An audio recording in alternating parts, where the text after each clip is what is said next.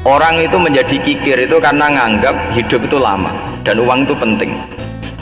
Kalau zaman Nabi itu sederhana kalau melihat hidup. Pernah suatu saat Nabi itu punya jatah makan, karena Nabi itu hidupnya juga pas-pasan. Jadi Nabi itu unik.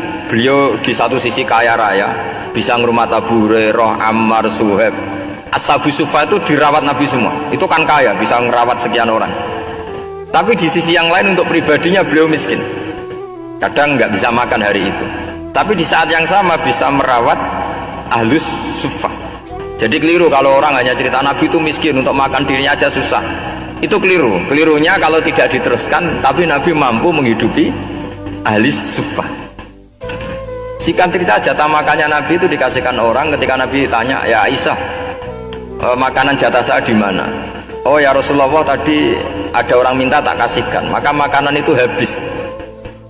Apa kata Nabi? Kamu salah Aisyah. Yang kamu kasihkan itu justru yang masih.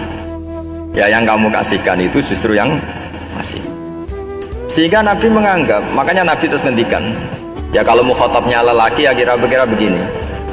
Wahal laka min malika illa ma akalta fa'afnaita walabista fa'ablaita.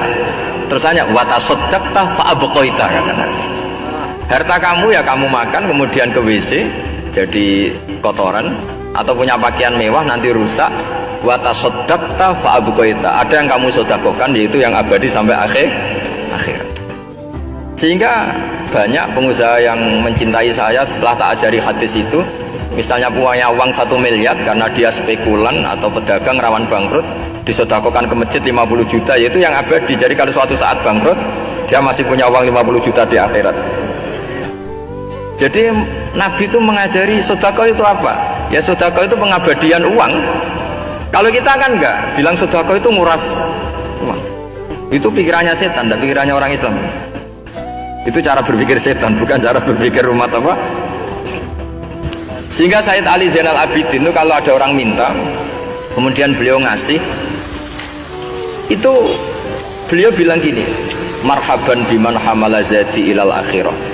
Matur nuwun nggih jenengan sing beto sangu kula nada. Jadi dianggap teller saja. Orang yang minta uang beliau itu dianggap tukang nyatet bank ini. Karena sudah ditabungkan, ya sudah.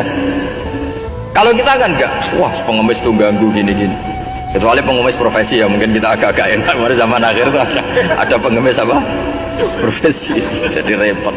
Orang itu menjadi kikir itu karena nganggap hidup itu lama dan uang itu penting. Kalau zaman Nabi itu sederhana kalau melihat hidup. Pernah suatu